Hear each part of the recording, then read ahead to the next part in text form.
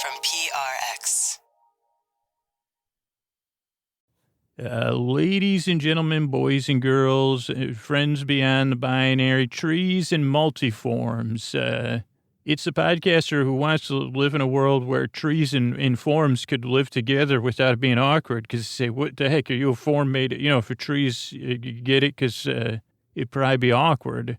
Not just if trees and paper forms had full consciousness, but also if they had to... You know what I'm saying, right? Like, they'd say, what the heck, weren't you made of paper once? I think a tree's mind, if they had a conscious mind, would have trouble processing that, along with the human stuff. But by the way, this is a podcast that helps with the human stuff because it's time for Sleep With Me. And that's it. Let's keep the show going. Hey, everybody, it's Scoots. I'm talking about tonight's sponsor, Helix Sleep. And if you don't have a Helix mattress in your life, you got to think about taking the quiz at helixsleep.com/sleep. I've been sleeping in my Helix probably longer than you've been listening to this podcast. And I love my bed so much. I have a move coming up, and I'm trying to decide because I have to move in a couple different stages just due to things outside of my control. And I know I'm going to be in my apartment, but most of my stuff's going to be gone. And I'm like, should I keep my Helix there and then buy another Helix for my next destination? Or should I pay to have that Helix moved, but I don't want to be without it because I don't think I'll be able to sleep without it because I love sleeping in my Helix. And I know it'll be super easy if I take the Helix quiz at helixsleep.com/sleep. Maybe my needs and feel preferences have changed. So I could see what my options are. I could choose between a Luxe mattress, a Helix Elite, or just, whatever comes up in my search. I know I'll have choices. So the question is, do you have that kind of relationship with your mattress that you don't want to be without it? Because if you don't, what are you waiting for, right? You could have a Helix shipped straight to your door free of charge and get testing it out. But the first thing you need to do is just take that quiz because Helix has you and your needs in mind, your feel preferences. How do you like to sleep? How does your partner like to sleep? So it is time for you to get a new bed. Because trust me, this summer, I do not want to be without my Helix mattress. And Helix has got an amazing deal lined up for you. Go to helixsleep.com/sleep for 27% off site-wide during their 4th of July sale happening now. This offer is exclusive for listeners to Sleep With Me. That's helixsleep.com/sleep for this exclusive 4th of July sale offer. That's 27% off site-wide. helixsleep.com/sleep. Thanks, everybody. Hey, everybody, Scoots here. This is a message for a very specific group of people that have listened longer than 3 years. Anybody else, you could stop listening. You can ignore me now. You may already be good at tuning me out. And particularly if you've been listening 3 years or longer, you might be really good at tuning me out. I'm seeing the statistics coming in from our No Thank You page. And the largest group of people that just say, I'm not going to support the show are people that have been listening longer than 3 years. And it kind of has me baffled a little bit, right? Because we ask for support. We've been asking for support on the show for 9 years? But I think once people get their style of listening to the show, their willingness to support the show drops off incredibly with each passing year. Because I guess it's like, well, somebody else has supported it, or somebody else has always supported it for me. But because you're so well represented, if you've been listening longer than 3 years, and the people are saying, I'm not going to support the show, we really could use some of you to support the show back. If you've been listening regularly for 3 years or more, I'd love to either get your support at sleepinmepodcast.com/plus because it's based on longer than 3 years of listener feedback, building something with you in mind. But I just don't know, otherwise, let me know through the No Thank You page what it is. Is it just it's like, no, I got used to listening to the show this way, or what's the block? But you're one of the groups that I'm just figuring out how I can get through to those of you that haven't decided, because a lot of you have and filled out the form at sleepinmepodcast.com/no thank you. And that's a group that's represented, right? Those are the people that aren't going to support the show. That's a group whose minds I'm not going to try to change. But if you're in the undecideds and you've been listening longer than 3 years, I would just ask you consider supporting the show at sleepinmepodcast.com/plus. Thanks. Oh, Mystery Bard. A lot of people help out on this show. Who are they? Chris Posty Poster Son sounds like an earful. Wrote the theme song. Edits episodes too. Carl W. the Legend. Also edits episodes. Ashley, Kenny, Scotty, Jennifer. Runner. Eric and the team at Astound are on the website. I am the Mystery Bard. I do the lullabies, yeah. I do commissions at jonathanmann.net. I'll write a song for you. Any reason at all. You can tell me the story and I'll make it personal. You see the kindness shine straight on through when the listeners form their own Facebook group. Keith, Stacy, Sarah, Julie, and Jennifer. These are your moderators. Get support dear Scooter on Patreon. Buy the merch and support the sponsors. You can find anything you want at sleepwithmepodcast.com. And we're so proud that we could dance. Rusty Biscuit, Lois, Anna like banana. Leah does the transcripts. Thanks, Mystery Bard. And don't forget, the most comfortable way to listen to Sleep With Me is with sleep phones. You can get Sleep With Me merch, Sleep With Me branded sleep phones at sleepwithmepodcast.com/sleep phones. And use Sleep With Me at checkout to get $5 off your order. The only way you can get the Sleep With Me merch editions is sleepwithmepodcast.com/sleep phones. Thanks, everybody. What do you say we slow it down and get on with the show? Hey, are you up all night tossing, turning, mind racing, trouble getting to sleep, trouble staying asleep? Well, welcome. This is Sleep With Me, the podcast that puts you to sleep. We do it a bedtime story. All you need to do is get in bed, turn out the lights, and press play. I'm going to do the rest. What I'm going to attempt to do is create a safe place where you could set aside whatever's keeping you awake, whether it's thoughts, feelings, physical sensations, whatever's keeping you awake. There's something temporary, something long-term, travel.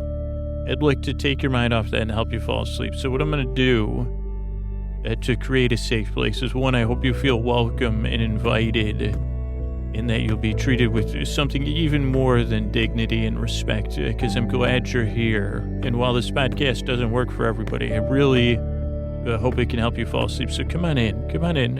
Got a nice spot here just for you. And what I'm going to do for you is I'm going to send my voice across the deep, dark night. I'm going to use lulling, soothing, creaky, dulcet tones. I don't know what you think about them. Maybe give it a few tries and see what you think. In pointless meanders, or in this episode, we're going to be talking in about a little while about a Doctor Who episode where the phrase "off on a wander" comes up. So maybe we'll talk about wandering and wondering, which are two things heavily used in this podcast. Now, if you're new here, here's a couple things to take note of or be aware of. The structure of the show, what to expect. First to 4 minutes or so are business and a warm-up and like either sponsors or listener support, and the thank yous for the people that worked on the episode. It's a sleep podcast, so we have to do that up front, and that is what enables us to keep over 600 archives for free, archived episodes free, and keep the show going with all the work that goes into it to make it make the best sleep podcast we possibly can. So that's the first 4 minutes. Then there's an intro, which we've started. We're about 2 minutes in the intro. The intros are around 12 minutes or so. And they're like regular listeners seem to really love the intros or skip them. So if you want to skip the intros, the timestamps are in there, and you could skip straight ahead to the episode discussions or the stories. But the intro is kind of a show within a show, ideally to make you feel welcome, ideally to put you at ease. If you're new, to set the stage. Some people fall asleep as soon as the intro starts. Some people fall asleep during the intro. Some people use the intro to get ready for bed, or it's just part of like setting the mood. So there's a 12-minute intro. Then we'll talk about Doctor Who in the most meandering way possible for about 45 minutes, and then the episode ends with some thank yous. So that's a structure show. All told, I'll be here about an hour. And the reason the shows are about an hour is because I don't want you to feel any pressure to fall asleep. This isn't like a sleep solution that it should work for you or you should use it in a certain way. I'm kind of over all that. As a person that has trouble sleeping, I'm over, oh, you just got to do this, or, oh, if you did this, you'd sleep. It just kind of bums me out. I say, well, I can't sleep. I don't know why tonight, or I don't know what's up. Like, I should be tired, but I'm not, or I should I don't want to deal in any of that. This is just offering like a friend. It's close and as friendly as I can make it. To be there, just like if you had a roommate or a friend that would come over and keep you company and just talk about goofy stuff.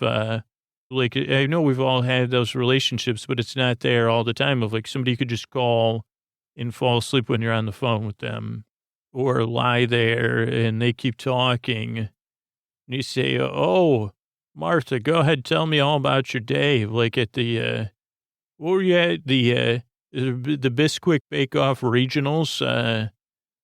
Tell me again about setting up your workstation. And this isn't to degrade that or anything, just and do it in a ton of detail.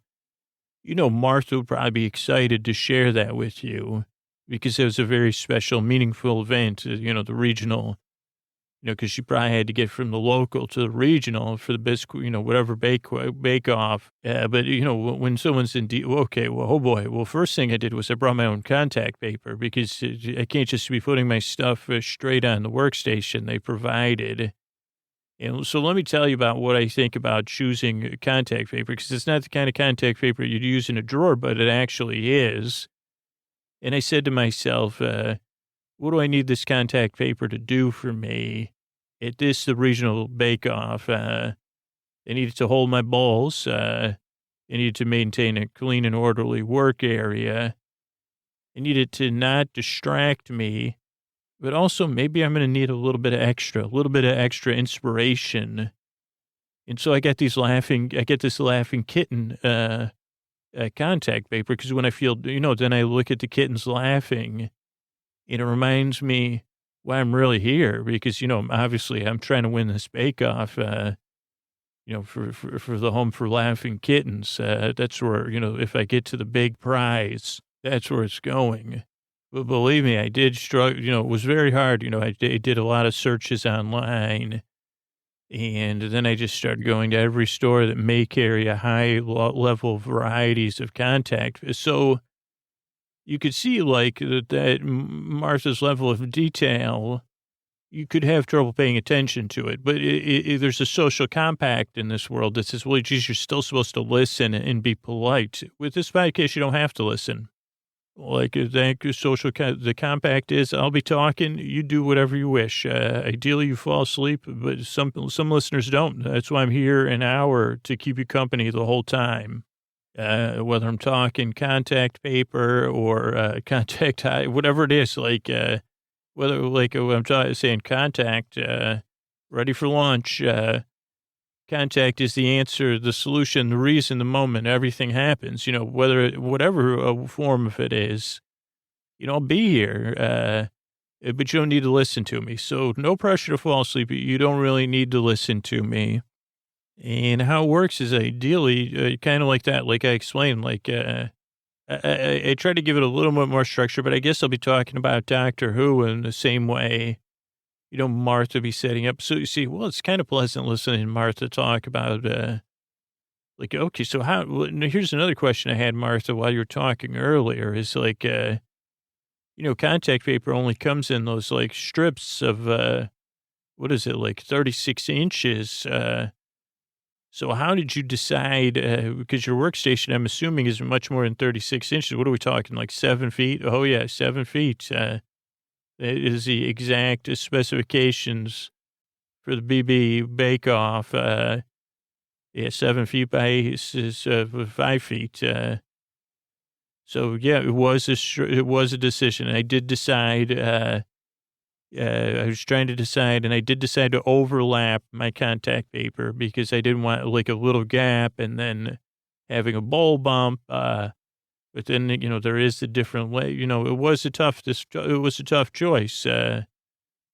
And of course, then I tried to line up the laughing kittens, so it did seem seamless. But that's how I decided. But then I look at it like there is those bumps from the overlap. So then I consider it like I have area 1, area 2, and area 3. And I pretend all of those areas of the kittens are, they're all part of the same team, but they each are a different part of the team. So they're cheering me on in different ways while we do things. So, there's a team sift. That's our first team for sifting, but anything related to, not just sifting. They don't just, that team is much more than sifters, but they're there to cheer me on in those sifting type roles. Then we have team mixing. Now, believe me, there's like two kinds of mixing, of course. So this is team dry mix. I just call them the dries. And then there's the wet mixing. And yeah, we do it, and they'll cheer on, and I'll say, "Hey, how's it going? How am I doing?" And they say, "Keep stirring." Whoa, I just, it's a kind of a form of self-actual. Maybe it's, I don't know. I believe the kittens believe in me, and I believe in me because the kittens believe in me.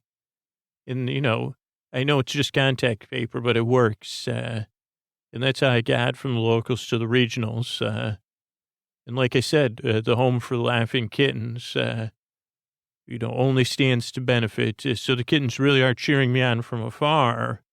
But that's a different set of kittens. And I actually, they don't really, I try to put it on. And I have one TV that played my local competition. The kittens, they don't seem interested. If you ignore them, they'll be interested. But the contact paper kittens, they cheer right along for me. So anyway, I'm sorry, Scoot's back here. Sorry to interrupt you, Martha. That was like, holy moly. You don't have a book, do you? Like, or audiobook, where I could read along and listen along, because that is really, like, I always respect a great level of commitment to detail, like I do on this podcast. And that's kind of how the podcast works, just the same way. I mean, I guess that it's not the same way because Martha's just like in my brain. Really, I am Martha and the laughing kittens. And we're all here to help you fall asleep, to take your mind off stuff, to make bedtime a little bit less stressful, a little bit less lonely if it is out there in the deep, dark night. Because I've been there, and I really do believe you deserve a good night's sleep. You deserve some comfort, relief. That bedtime doesn't have to be something that you dread. You can look at it like a laughing kitten. And you say, well, I've never seen a kitten laugh before. And I'd say, well, these laughing kittens, they laugh at bedtime. And they say, well, it's no thing, man. I'm going to fall asleep, or I'm going to not fall asleep. I'm going to listen to Scoots. I'm going to play with some contact paper, because the leftover contact paper, we get to play with it. So it's the best. That's why I'm laughing. So I'll be here. And again, if you've been listening, I bet the podcast took your mind off of stuff. But the podcast doesn't work for everybody. Some people kind of make them kind of, dislike it strongly, I would say. And that's fine. But give it a few tries. And see if it helps you. It's no pressure. I'm only here to help. This is the way I can help. But there's other stuff out there, LibriVox and audiobooks, in our time, just, classical radio, pink noise, binaural beats, all those kind of things. But I hope this podcast can help you. If you're looking for something that's a little bit more personal, but also goofy, it's a little bit more like somebody sitting down and telling you a bedtime story but it's about kittens on contact paper. Maybe this podcast will help, and that's all I can say. And I really appreciate you coming by. And I work very hard because I strive and I yearn to help you fall asleep. So thanks again for checking me out. Let's keep the show going. Hey, everybody, this is Scoots.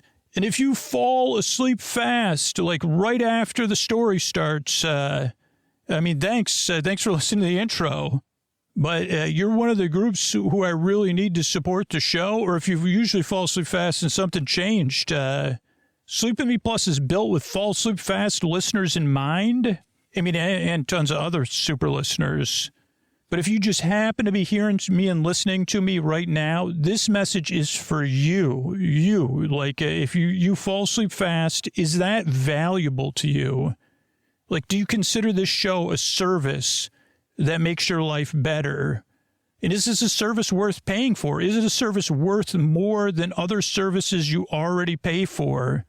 Because I know I pay for my books, I pay for my music, I pay for my movies, my shows, my comic books. There's tons of other stuff I use that makes my life better. So if you fall asleep fast, could you support the show at sleepinmepodcast.com/plus right now? And don't wait for a better time, because without some of the support of fall asleep fast listeners, they're the ability to make the show and put you to sleep fast is not going to be around. So please, if you're the one listening and hearing me now, I fall asleep fast. Yes, that's valuable to me. Don't wait. Sign up now at sleepinmepodcast.com/plus. All right, everybody. So we're talking season 1, episode 4, Aliens of London. And this is a 2-part episode, but we'll be doing it in 2 parts as well. And I'm just watching the recap where Rose does a slow motion run into the TARDIS, but then this episode opens back in Rose's neighborhood, and the TARDIS reappears. There's graffiti and there's paper as it kind of reappears in a plaza side street. And Rose and the doctor walk out. The doctor's leaning on the TARDIS, crossing his arms. Both are laughing. And Rose is giving him a finger wag, saying, hey, I'll be back. They're going to go see my mom. Yeah, but the doctor's kind of soaking it all in, and he's enjoying, I don't know if it's the sunshine or as Rose gives him a wagging finger, don't you go anywhere, mister. His relationship with Rose, but he kind of kicks a can, and then he's walking around. They see something. He walks with a purpose.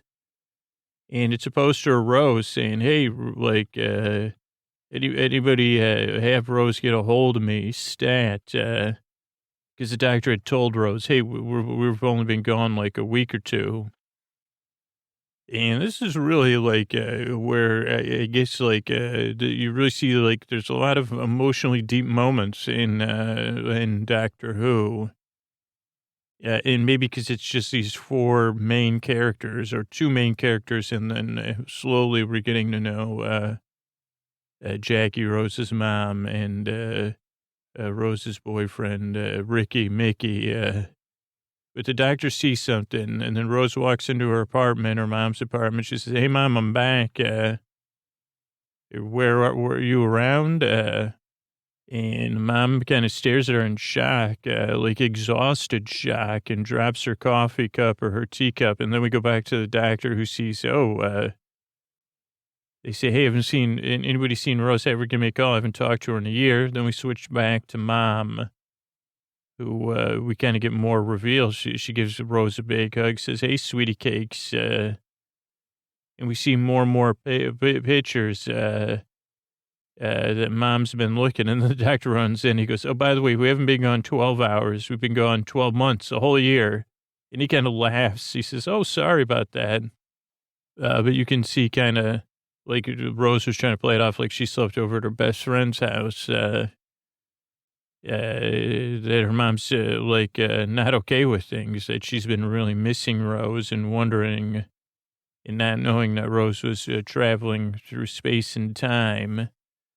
And then we have the opening, And then we see a kid, plates, spray paints, my handwriting, Bad Wolf on the TARDIS, and then bikes off. And I looked up Bad Wolf, but it was way too much of a reveal. And then he is wearing a watch, I noticed. I put question mark. That was the first time. His hands are crossed, and Rose and her mom and a Bobby or whatever, officer, are kind of discussing things. Rose chewing her nails, and her mom's not happy. She says, Rose just, she moved out with this guy, and I want to know where she's been. She's really upset. She goes, she's just been traveling around with this dude. What are you, like 40? I was like, ouch. I didn't appreciate that. And she goes, well, you didn't bring your passport, so obviously you weren't overseas, and you're just not telling me the truth. And then she says, she says, what do you mean? Where you been, whatever. And the policeman goes, what do you mean you two are traveling companions? What is it? Because the doctor tries to say, oh, well, I employed Rose as my traveling companion. And the policeman says, what do you mean? What's a traveling companion? What does that define that relationship? And they both, Doctor and Rose, say, no, there's no need to define the relationship. We're just traveling companions. It was, there's maybe some underlying tension we can't identify, but who knows? And then she goes, what are you, online doctor? And he goes, I am a doctor. And she goes, stitch this, mate, which I thought was a great turn of phrase. Then there's a real tender moment in the kitchen with Rose and her mom. With real feelings, because Rose almost laughed when the doctor got his stitch this mate. But they have this real moment in the kitchen because Rose's mom's like, this is isolation of not knowing. And Rose is like, well, I'm feeling isolation, not being able to tell you where I've been. So they have this moment where there's a gap between them that can't be gulfed, that can't be breached or whatever. Then Rose and the doctor are kicking it on a green screen roof, and they're kind of laughing after this emotional moment. And because the mom's like, why didn't you just call me and tell me where you were? And Rose, basically Rose says, oh, geez, I was traveling time and space. I didn't think I'd be gone a year. I thought I'd be back in 12 hours. But then they're kind of laughing. And Rose says, how was the last year? The doctor says, middling. And she's like, geez, you're so useless. And the doctor kind of is like, well, geez, does this mean you're done traveling with me? And Rose is like, I don't know. And doctor goes, by the way, your mom's not coming. And Rose laughs. They both laugh. She goes, yeah, no way. Doctor goes, I don't do families. He goes, I've never been stitched by somebody's mother before. And they laugh, and she's like, quit being a clown. And then he goes, wait, you're 900 years old? And the doctor goes, yeah. And she says it, she goes, that is one heck of an age gap. She says, every time I talk to you, it's crazy. She goes, that's the other thing I miss is having somebody to connect with. She goes, because I've seen all this wacky stuff like aliens, and I'm the only person on Earth that knows they exist. And then right after that, an alien spaceship crashes into Big Ben, and the Rose and the doctor watch it from the roof. And Rose is like, you got to be kidding me. And it has a truck horn sound effect. Rose is standing up at that point.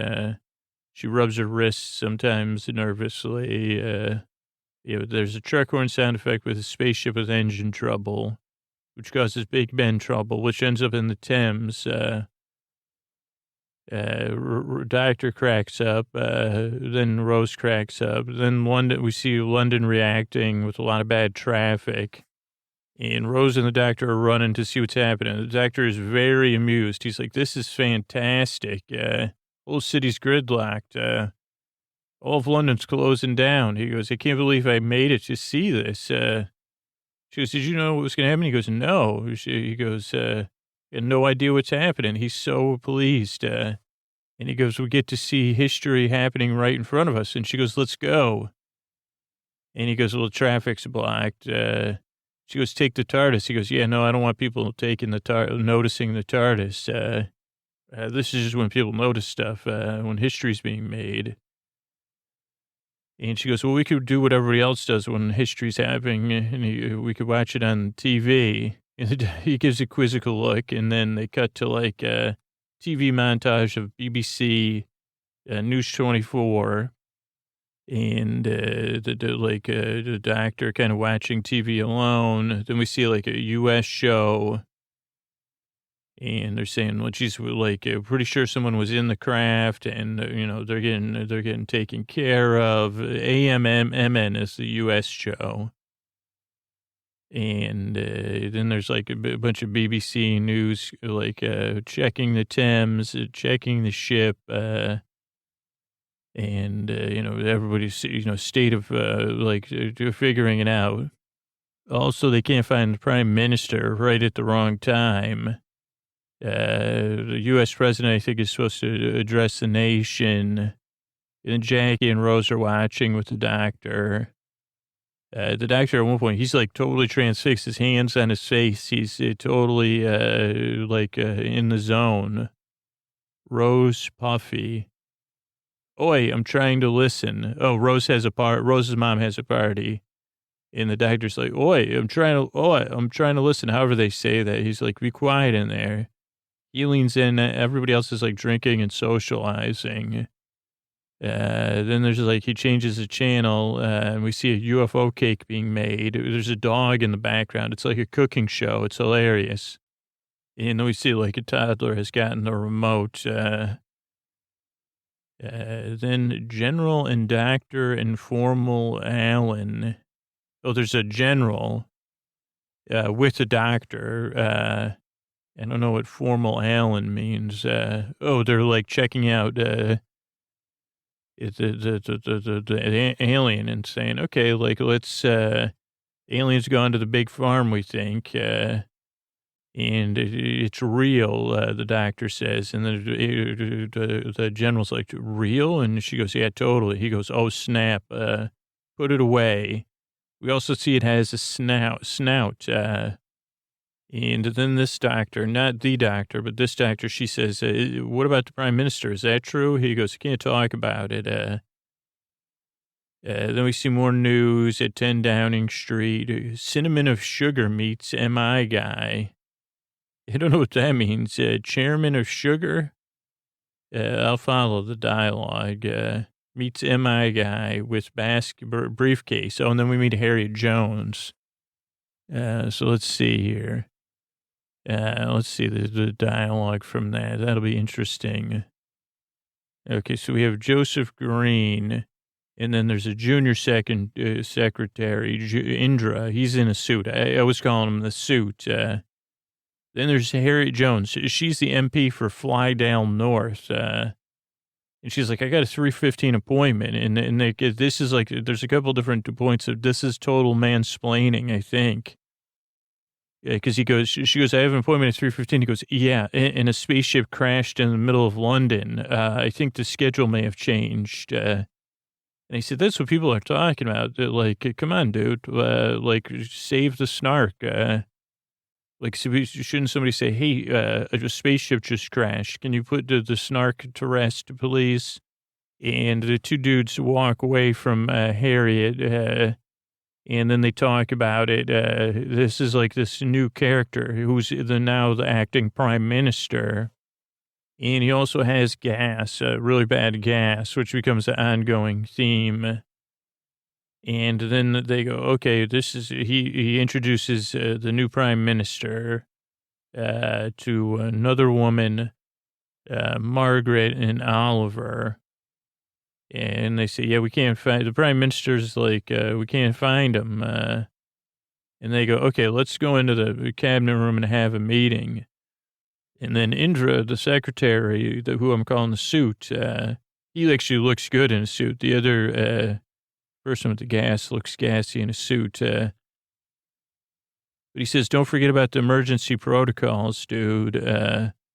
this is like big plans in this briefcase. And he goes, okay, great. And then he has gas again. And they go into the cabinet room and we say, okay, what the heck? They're all laughing and say, okay, these are some sort of alien conspirators. It's pretty clear, even though they're humans, they're up to something. Let's see, new news dude, chairman of Sugar. Maybe he was the chairman of Sugar. That's what his job was before. I think it was. He's like, it was something like that. Yeah, here's if you want to see the mansplaining, there's a couple other incidents, but this one, that's at 12:45. At jerk level, I put, 2 other politicians, secret allied access codes. Then we're at Rose's house. The doctor's trying to sneak away and bolt. He sees a poster of Rose, and Rose comes out. She goes, she suspects something, but the doctor deflects with humor. It was just a little too human in there. He goes, you guys always like, I'm trying to follow the news. I'm just going to go for a walk. And Rose goes, you're up to something. And he goes, this is a big day for humanity. First contact. He goes, I got to stay out of the way for you all to handle it. He goes, this is when the human race grows up. He goes, this morning you were small and tiny and made of clay. Now you can expand. And he's laughing. And he goes, Rose, go spend history with your mom. And she goes, you're not leaving. Really? And he goes, here's my keys. I wouldn't leave. I'm not up to anything. See you later. And let's see. Rose, then there's a totally WTF moment coming up. He goes, oh, I'm off on a wander. I liked that. But then he goes to bolt anyway. He just goes straight for the TARDIS. There's all these alien landing, people having parties. Then we see Mickey. He's on the roof smelling his football trainers that are like in a case on the roof of his apartment building, which is, I was like, WTF. Then he spots the doctor and runs after him, but the doctor's already in the TARDIS and gone. He goes, oh my gosh, doctor. But as he runs after it, we see the doctor starting up the TARDIS, spinning, running, pumping, open-mouthed staring, getting the energy, gets it going, and Mickey doesn't make it in time. He actually just misses the TARDIS, crashes into a wall to kind of continue his goofiness. TARDIS trouble the regional control. I don't know what that means. We'll see what it means. The doctor's in TARDIS, and he gets it moving, and let's see. Oh, he has to hit something with a hammer a few times. And then we see 10 Downing Street. We're back with Harriet Jones, who gives the suit a cup of coffee. And I really loved this scene. I put stars, so we'll run through it slow. There's team, there's charm, and then there's extra aggro mansplaining. And then she has this wonderful look at the end, and she goes in and sees the briefcase and the secret documents. But she says, here's some coffee. He goes, yeah, you still can't see anybody. You're not important enough or whatever. She goes, oh, you've seen through my cunning plan. And he goes, it's not possible for you to talk to the new prime minister. She goes, not even for 2 minutes. She goes, I don't get a chance to come here often. I'm just a faithful backbencher. And even though we have this brave new world on our doorstep, it's probably great. But ordinary life keeps going. And she goes, I got to enter this paper into like the courts or whatever. And then the new prime minister and his 2 sidekicks go to leave. She goes, oh, Mr. Green, could you put this on the cabinet agenda? And he goes, what is it? She goes, it's for cottage hospitals. Like, I worked out a system where they don't need to be excluded from centers of excellence. Flydale Infirmary. And he goes, this is the extra. He goes, by all saints, get some perspective, woman. I'm busy. Now, he's not human, but he's just a jerk. And they said, holy cow, she's just trying to, do her job. And like with this when she goes in and sees the secret papers and the secret plans, and it blows her mind. So it worked out, I guess. Then, a secret briefcase. Then the doctor, not the regular doctor, a doctor, the doctor that was working late, she hears a noise, and it's the TARDIS, which is in a storage room behind a bunch of boxes and stuff. And the doctor comes out with his box, out of the boxes with his screwdriver, and he walks into a room of soldiers who try to bust him. Meanwhile, the doctor, a doctor that was working with the alien that went to the big farm, realizes the alien woke up in the number 5. So she's like, what the heck? And then the doctor tells all the soldiers, Defense Plan Delta. And then it's action time because number 5 is alive, just like in the movie. And he's running around. Also, there's a cool flu banner on the wall for, hey, don't get the flu. Doctor's like, spread out, clear this room. And then he sees the doctor, says, the alien's still here. And the doctor crawls around. He says, hello, it's a pig man in a spacesuit. And then the pig man in the spacesuit really does go to the big farm. Then we cut back, and Harriet is still reading from the briefcase. And the general, the big general, is talking to the prime minister and his sidekicks about stuff. And the prime minister's getting all uppity. And the guy goes, you're only prime minister by default, bro. I'm the general. So he goes, I could care less. I'm running, the military's running the show now. And the guy goes, well, maybe not. This is fun. And they go, yeah, this job is fun. And then they're gassy again. And the sidekicks are doing it. And the general goes, where's the rest of the cabinet? They're supposed to be here according to the protocols. And they go, oh, no more cabinet. And then they start acting really weird, like wicked gassy. And they say, one of the people says, I'm shaking my booty. And the general says, under emergency 5 protocols, I'm relieving you of command. And he says, this is, I got to take care of things. And then he unzips, the prime minister unzips his forehead. And we see some blue light. And Harriet's watching from the closets. And at least we had already known that these 3 cabinet members or whatever were up to no good. So now the general learns the hard way.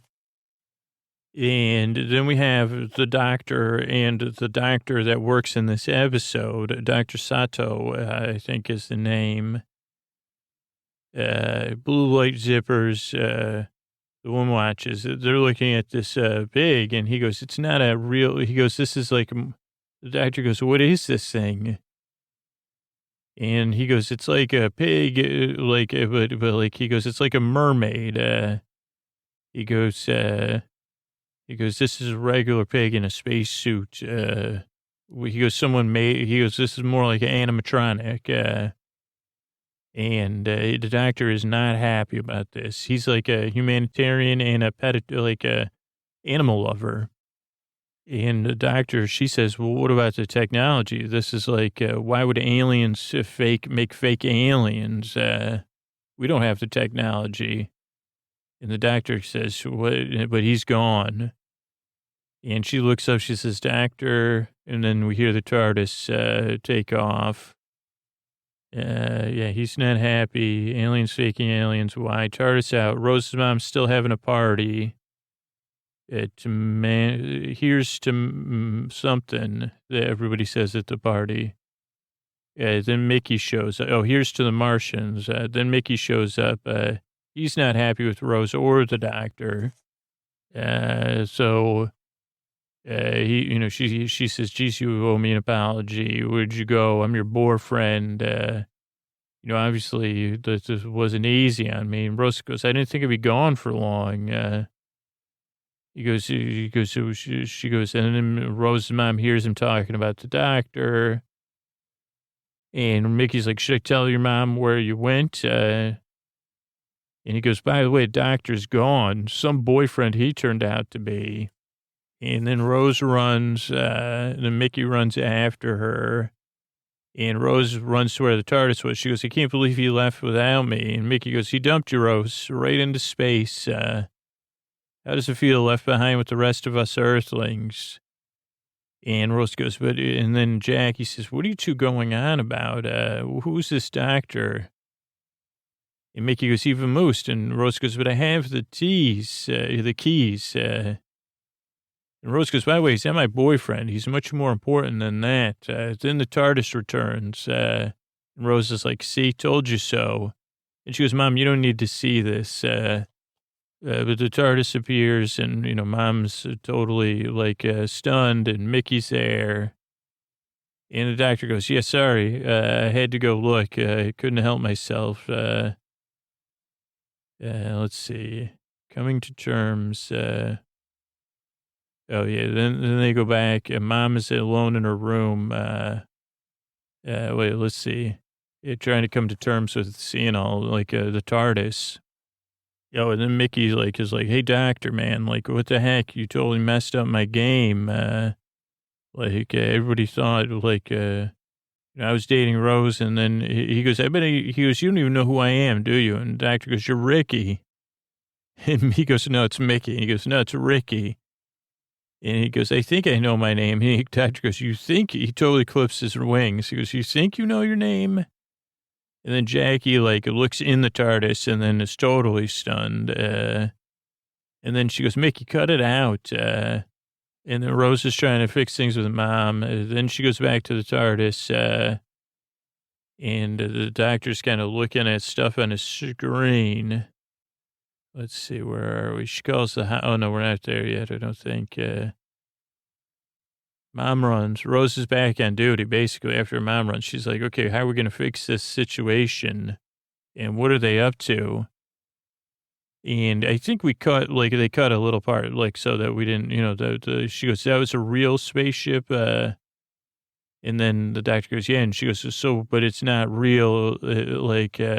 She goes, what are they doing? Are they invading? And Mickey goes, funny way to invade, putting the world on red alert. And the doctor goes, yeah, you're right. So what are they doing? And then we see Jackie watching the news and trying to figure out what the heck's going on. And the stress around, the people of London are dealing with the alien and not knowing what's happening. And then Jackie dials. So they show this alien. They go, by the way, if you know anything about these aliens, call us. So she calls. She thinks about it a couple times, and she calls, and she says, I've seen an alien called the Doctor.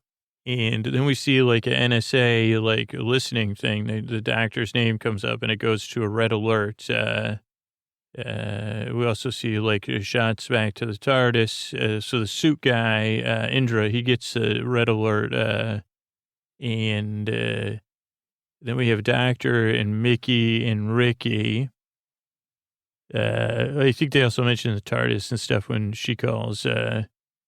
But the Mickey and the Doctor's like working on the TARDIS, like doing something. And he's still giving Ricky and Mickey a hard time. And he goes, why should I explain it to you, dude? I'm like working on this. And Mickey goes, she's some friend you've got, Rose. He goes, well, she's like, he's just giving you a hard time. And then Rose apologizes. And then, they kind of share a tender moment. Like, he's like, didn't you miss me? And she goes, yeah, I did miss you. And she goes, by the way, are you dating anybody? She goes, okay. He goes, mainly no one would date me. And she goes, right. And he goes, so you're going to stay here? And then he goes to kiss her, and the doctor's like, oh, I fixed things, by the way. And Rose runs back to the doctor, and they start watching the TV. And then he goes, the spaceship left the Earth, but then it came all the way back. It did a slingshot. It took off from the Earth, and then came back. He goes, so the aliens are here already. What are they up to? And then we see the general, but clearly he's like not the general anymore. He's like in a suit. He goes, how's the suit look on me? It was a bit too much ballast around the middle. Harriet's still watching. They go, yeah, we got to figure out this gas exchange thing. And they go, well, it's a human to have gas. And then we see that the human things are disguised like a costume. Yeah, because he puts the costume in one of the costumes in the suit that in the closet Harriet's in. And they're like, okay, let's get back to work. But then they go out and Indra, the suit's there. He goes, we got a priority 9.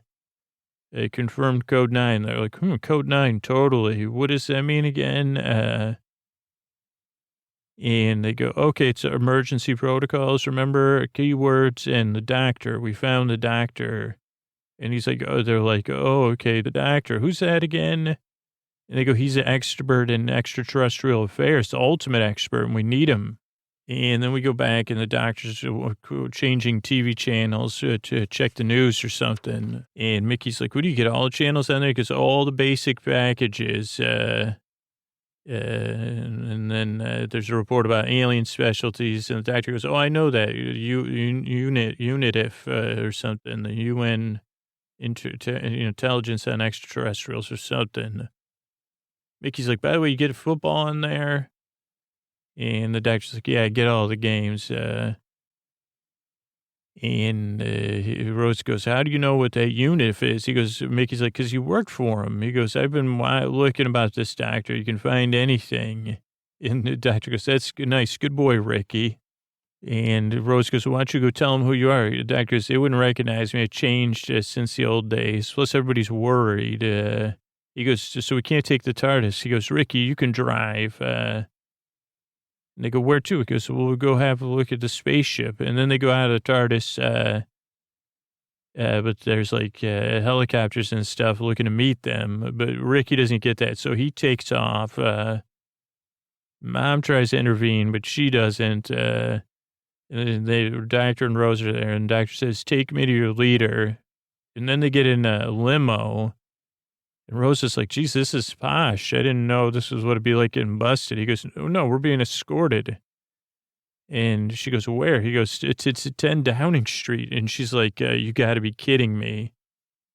And she totally cracks up. And she goes, geez, I guess Mickey was right then. Or maybe the actor says that. He goes, yeah. He goes, I guess they know who I am. And she goes, now they need you? He goes, totally, to the max. And they pull up at 10 Downing Street. There's all this press there. The doctor waves at him. Also, he says something about knowing Boy George or something. I guess I thought it was Boy George, but it was Lloyd George, one of the old prime ministers. And he goes, who's prime minister now? And Rose goes, I don't know. So he waves at the thing. Then we see Rose's mom alone, so people are there investigating that she called the alien hotline. And they go, well, maybe your daughter and this companion could help. But then we see the main investigator has gas. He goes, let me talk to Mrs. Tyler on her own. Then we see Harry Jones, sneak out of the closet. And she's in a room with everybody. All the alien experts are coming in. There's a meeting about to begin. And she goes, I'm Harriet Jones, fly down north. And then Indra, the suit guy, he goes, okay, everybody, make sure you have your IDs out. You can only go in this room if you have an ID. Doctor, here's your ID. He goes, your companion doesn't have clearance. And the doctor goes, I don't go anywhere without her. He goes, you can only go in there if you have an ID. So they go, no, she's not a code 9. And then Harriet's like, doctor, could I have a word with you? And Indra's like, I can't even go in there. So she can't go in. And Harriet, you definitely can't go in. And Indra says, not now. We're busy. Can't you go home? And I said, this is like a freaking government official, dude. And the doctor goes, are you sure? Rose goes, yeah, I'll just chill out here. And the doctor goes, don't get in any trouble. And then Harry goes, you know what? She goes, I got to get in there. He goes, you don't have clearance now. Leave it. And she goes, well, I'll hang out here with Rose. At least let me be of some use. I thought this was a nice moment, too. And she goes, Rose, to walk with me. Just keep walking. And she goes, Harriet Jones, MP, fly down north. And let's see. Sits down. Harriet needs a word. I'll look after her. Just keep walking. Then we're in the big meeting. And the doctor sits down in the back. He does this quick scan reading. And then he just starts holding court. He goes, he gets you ready to. I think then he holds court. But first we switch back to Harriet and Rose. Here goes, this friend of yours, he's an alien expert. And Rose goes, what do you need to know? And then Harriet says she needs Rose to give her a hug because she's seen too much. And it's like emotionally bubbling up for her. And so Rose takes her in her arms and says, it's going to be okay. It's going to be okay. Then the meeting starts and the doctor starts holding court. Then he goes, all right. He goes, 3 days ago, he goes, you missed it, but he goes, a satellite detected a little blip of radiation 100 fathoms down below the sea. And you were about to look into that, and that's when the pig spaceship came. Is that a diversion or what? And then we see Harriet showing Rose everything, everything that she's seen. And she's upset, and then they find the prime minister who has ended up visiting the big farm. Then Indra comes in, the mansplainer, and he says, that's the prime minister. He said, yeah, do I need to mansplain that to you? He went to the big farm and all this trouble I've been trying to tell you about. Then we go into the Downing Street where the doctor's a little too witty. He goes, if aliens fake an alien crash with an alien pilot, what do they get? He goes, oh, wait a second. They get us. It's not a diversion. It's a TRAP. And then one of the aliens in a human suit, basically, she walks in. She goes, have you three been being naughty? Then we see Jackie, Rose's mom, with the cop, who's like, have you been, he's like, let me show you the blue light, that this is just a suit. And then we see, Indra can't believe things, and the woman who's in an alien suit, she goes, oh, let me show you something. And she goes, I'm going to unzip my forehead.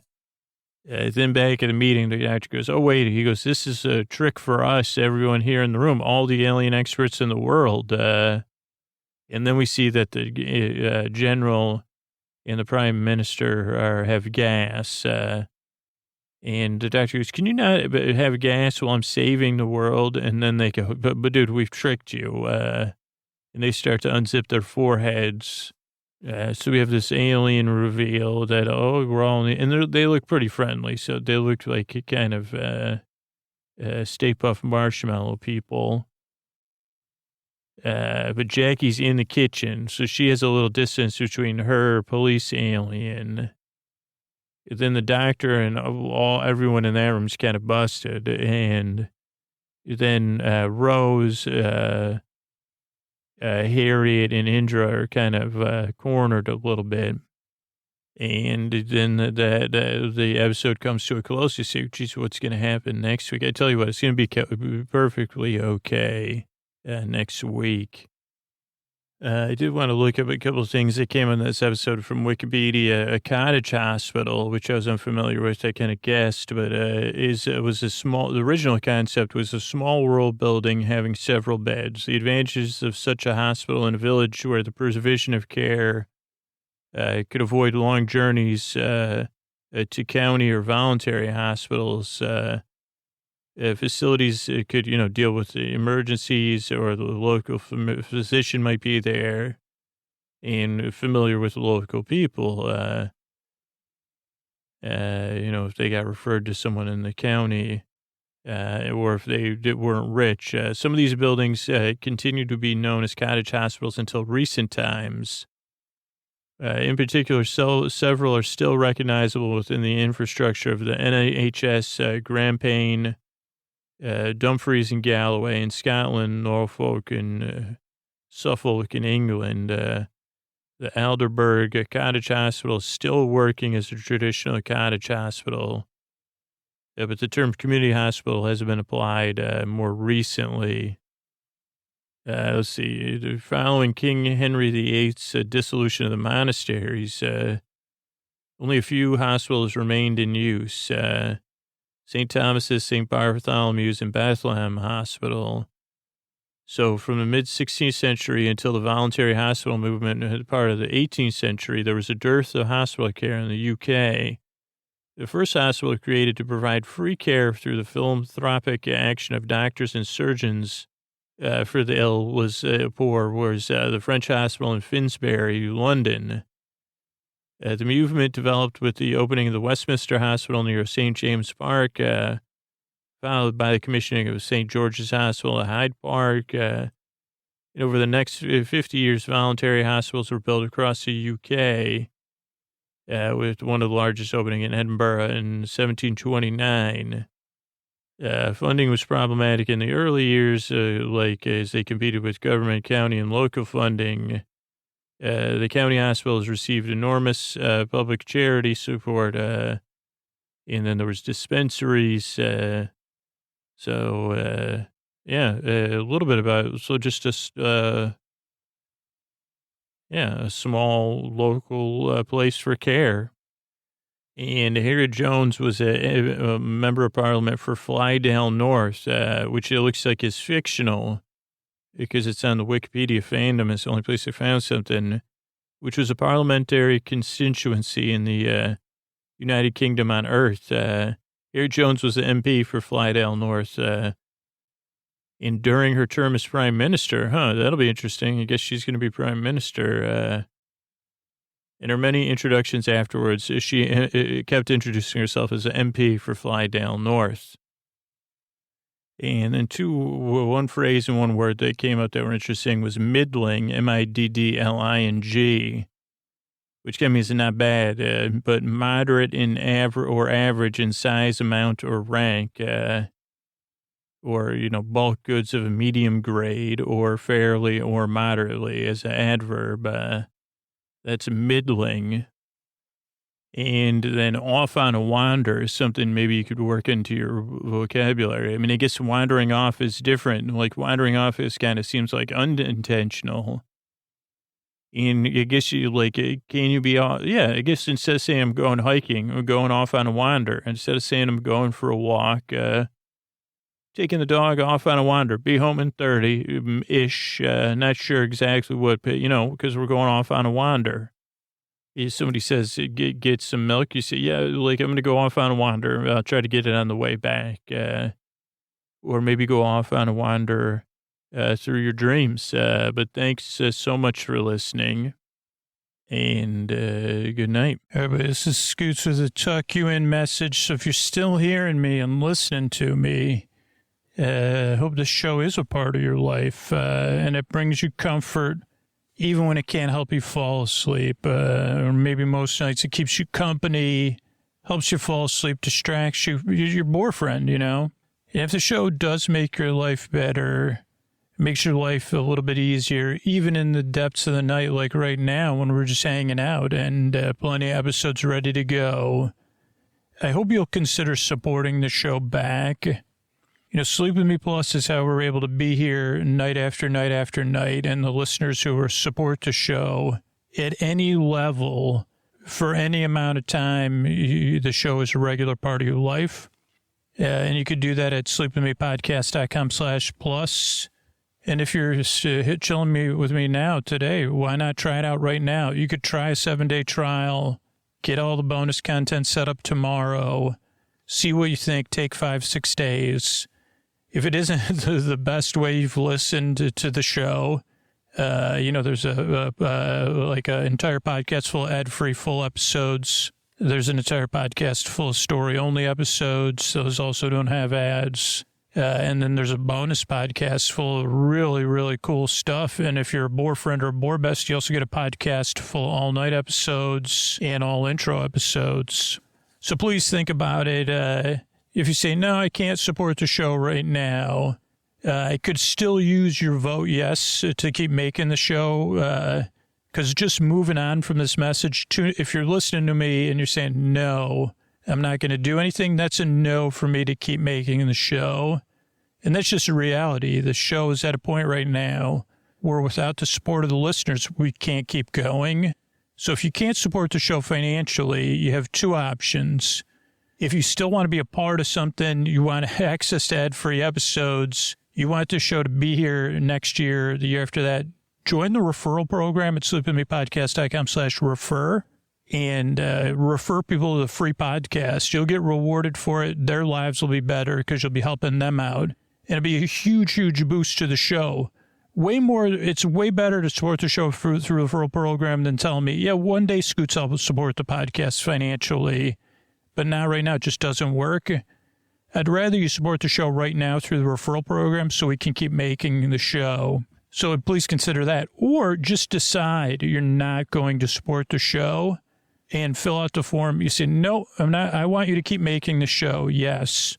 I am a super listener. Yes, but I'm not. I don't want to support the show financially, and I don't want to do any help out via the referral program. I don't want to help out, but I do want you to keep making it. And I have a good reason for it. You probably have a good reason for it. Fill out the form at sleepinmepodcast.com/no thank you.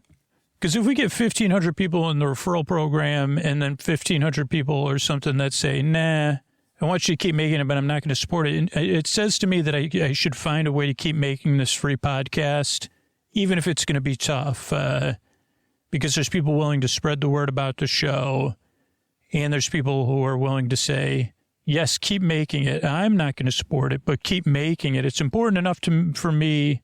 It's important enough to me that I took the time to make a choice and say, no, I'm not going to support it, which is 1,000 times more powerful than just tuning me out or ignoring me, or saying, yeah, I'll help the podcast one day, or I'll say no one day. That day may never, Sleep With Me might not make it to that day without one of those three actions. If you take one of those three actions, you could have full confidence. Not only are you a super listener, but you're a super listener that's invested your time back into the podcast and makes your life better. Thanks. And now we got the audio news, which we haven't done in a while. So this is what we got coming out on Sleepin' Me Plus. A lot of this stuff will be coming out in the ad-supported feed as well. 1357 was a balcony brick building episode as part of the Orlando Park Stop fundraiser for the Trevor Project. Then we had Ray covering Horizons, the extinct Epcot attraction. That was also in as part of the Orlando Park Stop fundraiser. Let's see. We had a repeat of a classic episode, Hamlet with Brainbots. That's a really good one. Where I got out of the house. Great British Bake Off 6, Japanese Week. Then Bernie returns to the show after a long absence, even for a recording he never showed up to. And he does his reinterpretation of the story I told. So you could either sleep through it or wonder what Bernie's version is. That's Cat on Yarn. Then a classic TNG episode, Fistful of Datas, or Datas, you know. Then Bessos 11, Big Farm in the Sky, Bessos 11. Then something 2, I can't read my handwriting. Friend 2? No, Fox 2? Huh, interesting. An episode. Oh, Frankie and Victor, part 2. Then Jenny, the new username generator, one of my favorite episodes I've ever done. And then a 4th of July all intro episode. That's what we got coming up. But we're also deep into subscriber summer. So if you listen at Sleepin' Me Plus, if you're a Sleepin' Me Plus subscriber and you're listening to this, if you ever need any help at all, just send an email to our support team, support@supercast.com. But also all those episodes are going to be in the ad-free full episode feed and the story-only feed. So all those are going to be coming out. What else we got? So if you're a Boar friend or a Boar bestie, you have the all intro, all night feed. There's an all intro that comes out on June 5th. June 12th, the all night Boredom Institute episode. And they're called all nights, but they're around 4 hours long just because of the file sizes. We can't make them any longer than that. And then an all intro episode comes out after that. And then in the bonus feed, subscriber summer is in effect. So in the bonus feed, we got Posty 189 came out June 11th. Oh, no, not June 11th. June 11th, first subscriber summer episode, I think, comes out. Archie McPhee catalog. I think I read through 3 different Archie McPhee catalogs. Then Posty 190. Then Ray on a balcony in Anaheim. Holy cow. I can't wait for that. Right, Ray? And then either Frank, episode 12 or episode 14, depending on which level you support the show at. So a lot of great stuff. If you support the show on Sleepin' Me Plus and you're hearing this, thank you so much. Could not do it without you. Remember, you could always get a hold of support at supercast.com. Make sure you are either on our Discord or subscribe to the Sleepin' Me Plus newsletter. You've gotten we've been sending out emails about it.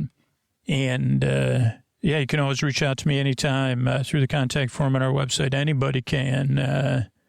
Can't do without all of you. I'm happy to be here to put you to sleep. And thanks so much for listening, and good night.